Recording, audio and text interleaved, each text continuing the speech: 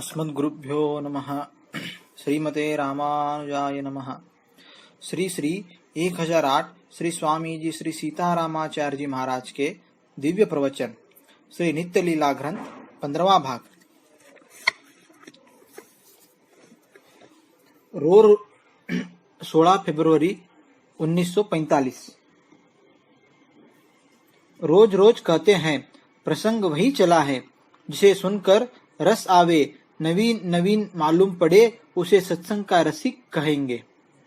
जिनके कान समुद्र के समान हैं, भगवत विषय को प्रेम से सुनते हैं, उनके हृदय में भगवान निवास हो जाते हैं। ऐसा बड़ों का कहना है। बड़ों का कहा हुआ विषय हमारे पास है, उसको ही हम कहा करते हैं।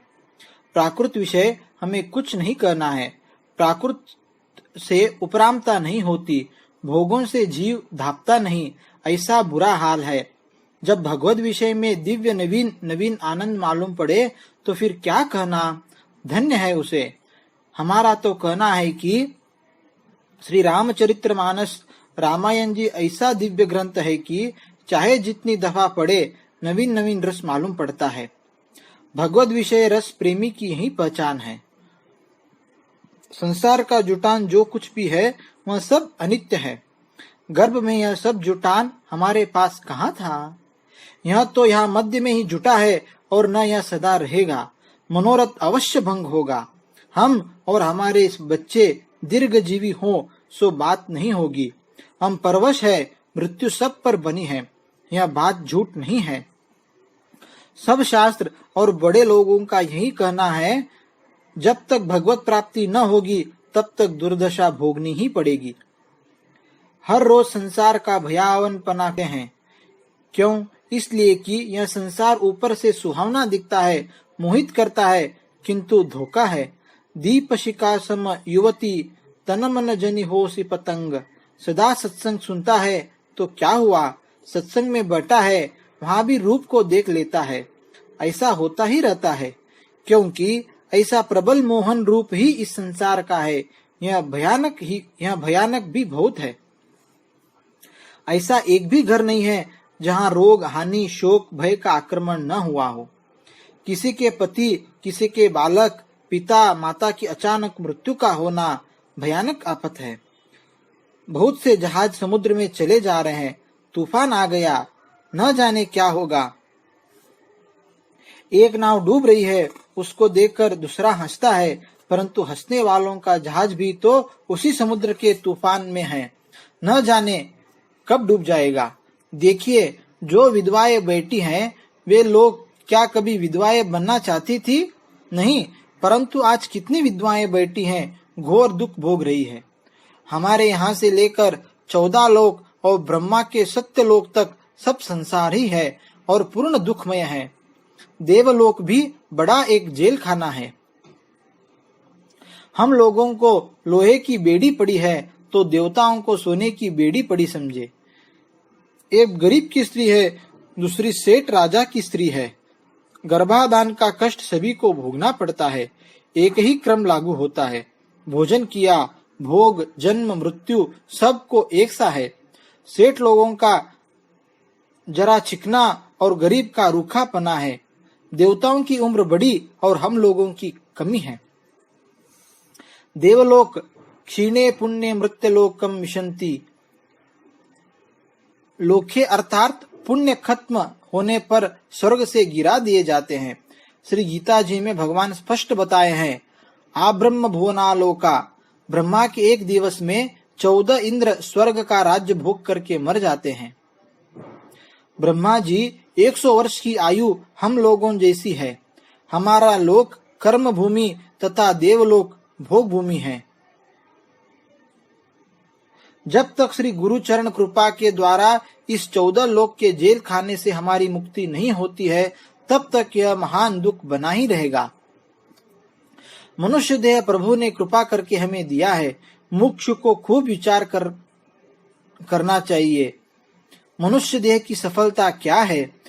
यही तो है कि यह शरीर छूटने पर असीम आनंद दाता प्रभु के परम पद धाम में पहुंच जावे। जीवात्मा की कोई जाति नहीं है। जिस शरीर में रहता है वहीं बोला जाता है। पुरुष के शरीर में पुरुष और स्त्री के शरीर में स्त्री तथा बंदर के शरीर में बंदर आदि बोला जाता है। इसलिए यह संसार में मोहित हो फूगना नहीं चाहिए, क्योंकि ये घर, मकान, बाल बच्चे, स्त्री और धन तथा अपना शरीर नित्य नहीं है, अर्थात ये सब अचानक ही नाश हो जाने वाले हैं। रेलगाड़ी की मुसाफिरी करते हुए डब्बे में 50 जनों के संग मित्रता हो जाती है। आपस में मिठाई जलपान खाते हैं, परंतु जब अपना अपना स्टेशन आता है तो मित्रता छोड़कर उतरना ही पड़ता है। संसार को बिल्कुल ही छोड़ देने की आज्ञा भगवान की नहीं है। छोड़ना न छोड़ना तो मनोधर्म है।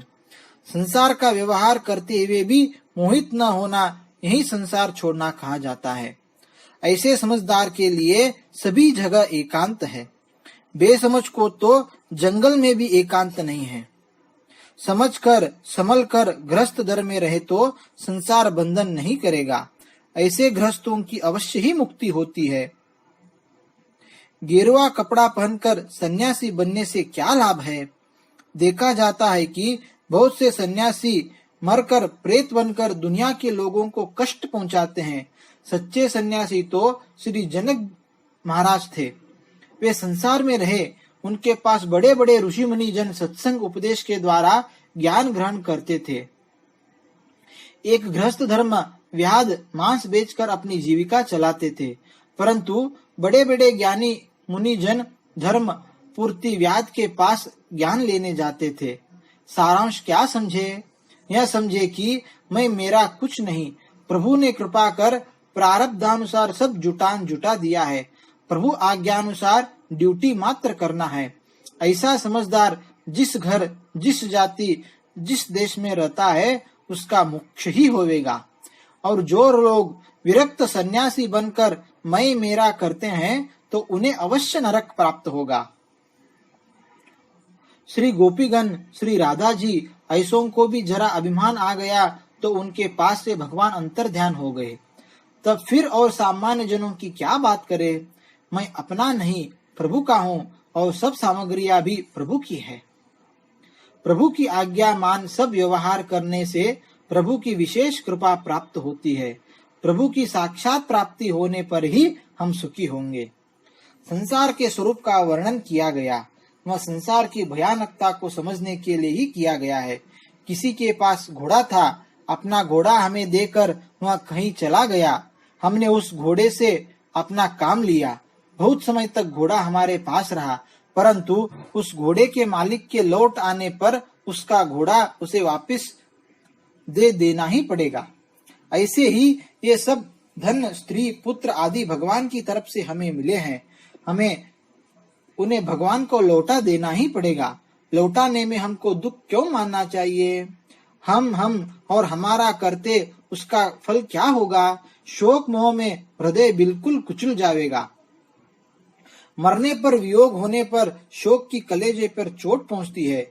यह वैराग्य अंश पर कहा गया। संभल कर रहेंगे तो परमार्थ भगवत चिंतन करने का समय मिल सकेगा। मन तो हमारा एक ही है। श्री कृष्ण भगवान 125 वर्ष संसार में रहे और गृहस्थी भी किए तथा फिर उन्हें वैराग्य हुआ, ऐसा शास्त्र ग्रंथों में लिखा है। यह लोक शिक्षा के लिए कहा गया है। श्री कृष्ण भगवान स्वयं पर ब्रह्म परमात्मा है। श्री गोस्वामी तुलसीदास जी उपदेश देते हैं कि झूठो है काढ़त दंत करत हाहा है, जानकी जीवन जाने नहीं तो जान कहाँ है। सबसे बड़ी बुद्धिमानी तो यही है कि भगवान का परम धाम मिले, बुद्धि से ऐसा उपाय करे। उपाय 2 बताए हैं, भक्ति और शरणागति। भक्ति उपाय को हम कर सकते हैं क्या? हमारे में समर्थ योग्यता हो ऐसा समझे तो भक्ति पर ही रहे।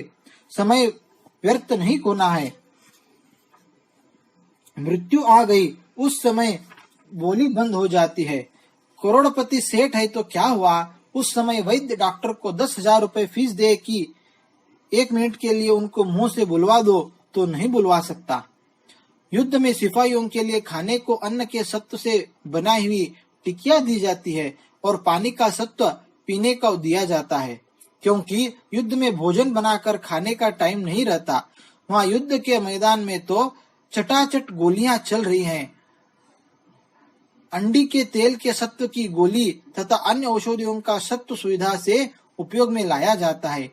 इसी प्रकार से सब वेद वेदांत उपनिषद शास्त्र पुराण का सारांश भाग निकालकर हम ये शब्द आपसे कहते हैं, जो कि सारातिसार है। हम तो डंका घोष से कहते हैं कि इस शरीर के अंत में होने पर हम लोगों को भगवान का परम पद अवश्य मिलना ही चाहिए। भगवान की कृपा से देवताओं को भी दुर्लभ ऐसा यह मनुष्य शरीर हमको मिला है। श्रीमद् भागवत जी में शिवजी महाराज मनुष्य शरीर की बहुत प्रशंसा किए हैं। देवलोक तो नीचे पड़ जाता है और मनुष्य शरीर वाले भगवत कृपा से परम पद चले जाते हैं। त्रय ज्ञान का होना जरूरी है। फल क्या, उपाय क्या और अपना स्वरूप क्या, यही ज्ञानत्रय है। एक ही तरह के ज्ञान, शुष्क ज्ञान से परम पद नहीं मिल सकता। यह सांख्य ज्ञान है जिसके जरिए कैवल्य नाम के मोक्ष स्थान की प्राप्ति हो सकती है।